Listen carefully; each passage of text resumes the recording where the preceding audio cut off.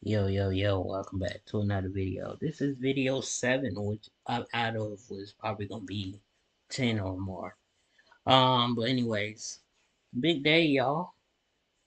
I don't think I'm doing Friday Night SmackDown tonight. Cause I'm gonna watch that in the living room, listen to other people talk about it, and then I'll do WrestleMania night 1. Well, maybe night 1. And WrestleMania night 2. I think WrestleMania Night 2 will be on Sunday. Not that anything should complicate that at all. But anyways, let's get into it. Yeah. This is Simon Miller. It's been a while. This is Walk Culture. Why WWE is set to blow everyone away after WrestleMania 40.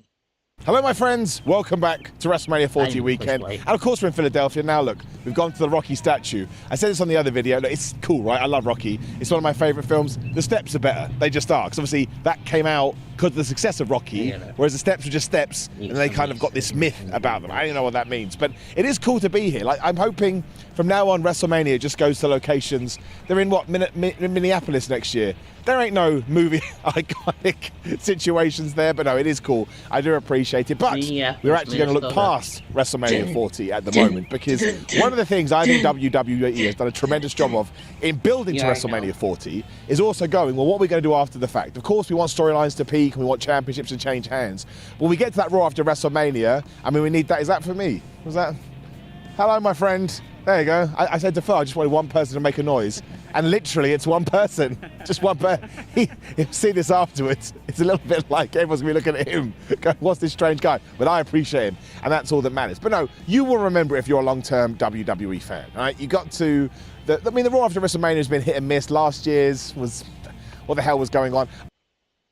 Chicken McNuggets are sometimes difficult to share.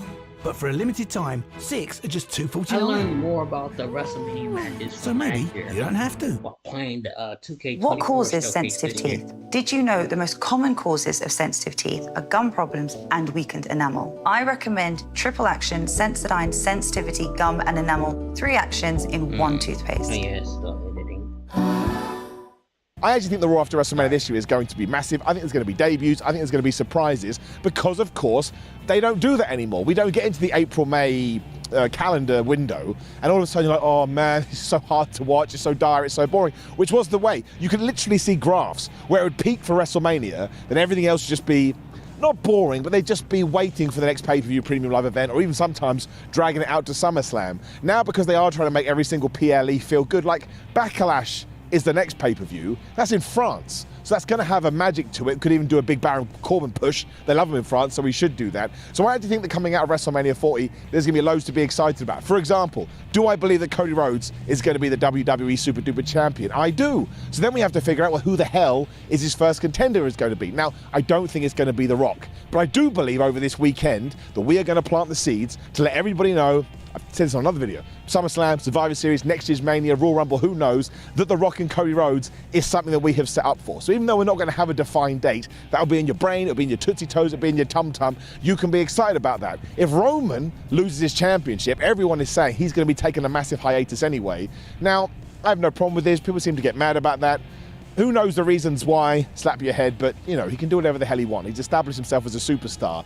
But it also leaves you the question, well, when does he come back? And what's he going to do? And who's he going to feud with? And do we get to SummerSlam and we do Cody Rhodes versus Roman Reigns Part 2? I think having all of that in the background and making sure your commentators hinted it just keeps the momentum going. But there's a bunch of other stuff as well, like Gunther versus Sami Zayn. I'm convinced and I'm hoping that Sami Zayn is going to become the Intercontinental Champion. You could do something with Chad Gable to kind of screw over Gunther if you want him to be Cody Rhodes' first opponent.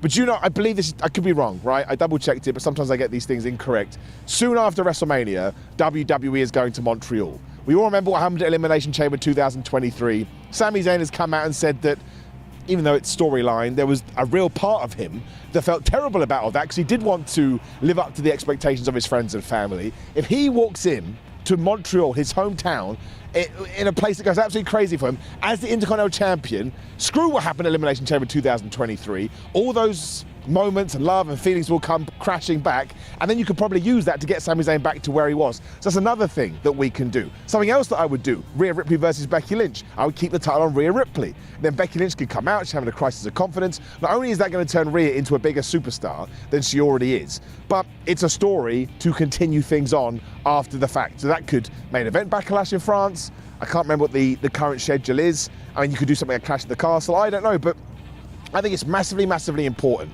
that, and WWE knows this better than me, what do I know, some stupid bald idiot, but they know better than anyone that right now they are riding this incredible wave to the point people are being like, oh my gosh, WrestleMania 40 could be the best WrestleMania ever, but you don't want, it can't be the best WrestleMania ever if it doesn't have a tail, it doesn't have an extra chapter. Now, of course, you need to end stories. I'm so sick of this. People keep going, well, Cody Rhodes wins the belt. What stories can we tell? Whatever you want. Cody Rhodes can take on a lion, can take on a bear, go find what's a made-up creature? I can't remember. A Minotaur. Go find a Minotaur. Do Cody Rhodes versus the Minotaur. I don't care. Sometimes you just have to pull the trigger. But you have to keep people's interests up. And because they do keep doing these sellouts, and because they can sell, The Rock's going away now, but he's going to come back, things we've already talked about, that just keeps the interest up. And it ties into something else that I think could happen. Again, make sure you go watch the Rumours video that went up earlier today to get my sort of intricate thoughts on it.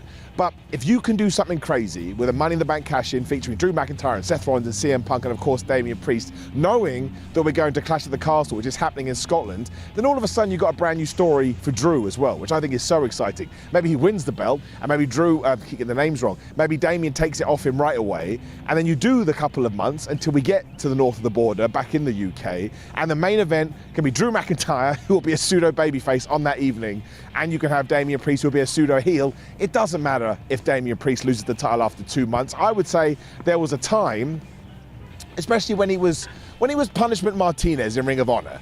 I think if you had said to someone one day he'll be the WWE champion, look, it would be wrong of them, because I think you should always believe in a professional wrestler and a way that they can sort of surprise you and go above their limits, but nobody would have believed it, right? They didn't think it was going to happen. So even Damian Priest having a 2 to 3 month run with that championship, it can probably get him out of the Judgment Day, which is clearly something WWE wants to do. Something else they've been winking and teasing at, which again you can do post WrestleMania, but it also gets to this amazing, very specific main event where Drew McIntyre can finally win that championship, again, in front of Scotland.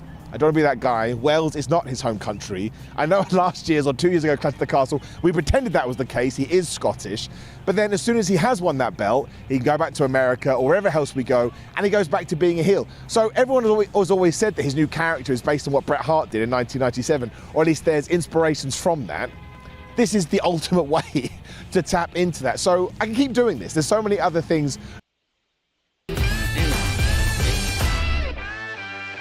My daughter's missing. Someone's taken her. You're condemned.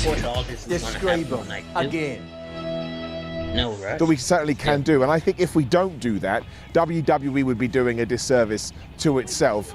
But they will do that. I heard to WWE and kids go crazy. That's the other thing. Don't get me started about that. Don't get me started about how, you see all the stuff?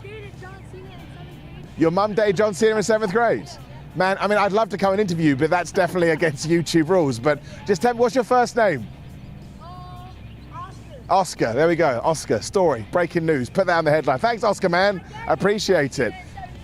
And apparently they both did. I mean, I don't think that's true. John Cena, if you're watching, that's just a kid in a Santa Cruz t-shirt. And again, I would have gone and interviewed him, but I think that probably walks a fine line that I'm not interested in walking. He's totally thrown me, thanks kid, you've totally thrown me off my train of thought. This is why I like doing on-demand live videos. Not my wildest dreams, and I think a random 12, I would say. 12, where's his parents? Where are you? I know it should have been John Cena, but it's not. But not in my wildest dreams, and I think a random kid would tell me that his 7th grade. How old are you in 7th grade? I don't know, because I'm a stupid British person. 12? 12? So 12-year-old John Cena, why? I'm sorry, if my mum turned around one day, oh, you're into that wrestling? Oh, you're lying, mum. You're absolutely lying. He's ruined my train of thought. He's like, I'm going to pick a random name out of the sky, the Bloodline. Here we go. Do I think Tama Tonga is going to debut at WrestleMania? Yes, I do. Do I think Jimmy Uso is going to win? I now do think I think that's going to happen as well. So the coolest thing ever is if Roman Reigns goes away and the Bloodline are kind of in a position of turmoil, I suppose. You can almost do what we did with D-Generation X back in 1998. Shawn Michaels went away. DX round 2 was arguably better than DX round 1. I don't know who the leader of the bloodline would be. I can see a situation where we kind of do what we did in '97, in the sense, remember The Rock ousted Farouk from the Nation of Domination. I think The Rock could oust Roman Reigns from the bloodline. If they both go away, that's okay. They can still operate, because then you would have Jimmy Uso and Solo Sikoa and Tama Tonga, and you could put them in some six-man tag team matches. And I think even though they wouldn't have a super-duper star at the head of the thing, which I think is fair to say, the bloodline keeps on going, but we changed tact, right, and we've shifted it, and that makes it more interesting. And I think that's the key about Cody Rhodes becoming the champion. I don't want it to happen, but I would shrug my shoulders and I'd get over it eventually. Well, pretty quickly, within an hour, to be completely honest with you, because who cares? It's wrestling. That's going to ruin the comments. But I'd just take it for what it was. But I do think then you're running that story into the ground, where again, we can just shuffle around the bloodline a little bit. They don't have to be a main event act for a while. They can drop down a little bit and we can just tell other stories. And once again, what does that do? It means we come out to WrestleMania 40. I think WWE is going to have a great year. And I know they've pivoted, and I know it was meant to be The Rock versus Roman Reigns, but I think, in hindsight, when we look back and we kind of extrapolate it, holding off Cody Rhodes to WrestleMania 40, the big 4-0, that's crazy. I think it's going to be great. I really, really do, and I think it will open the door to... And Cody Rhodes could lose the title, to be honest with you, in a few months, and I wouldn't mind that either, as long as he wins it back. It's the comparison that I always make. Do you know who always lost the championship really quickly? Stone Cold Steve Austin. Because there was nothing cooler than seeing Stone Cold get screwed over and then becoming more of a badass and winning that championship back.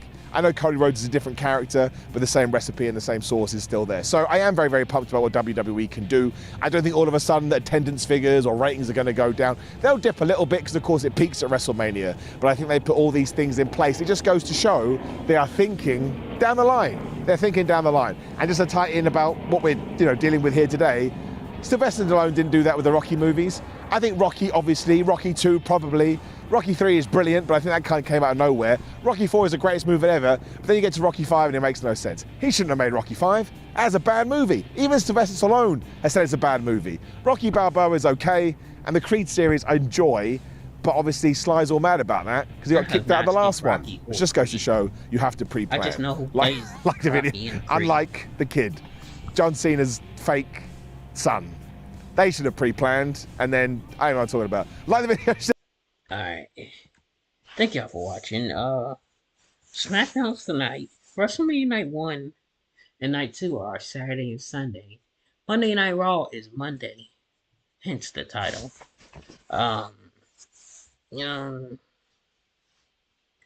This is a wrestling weekend.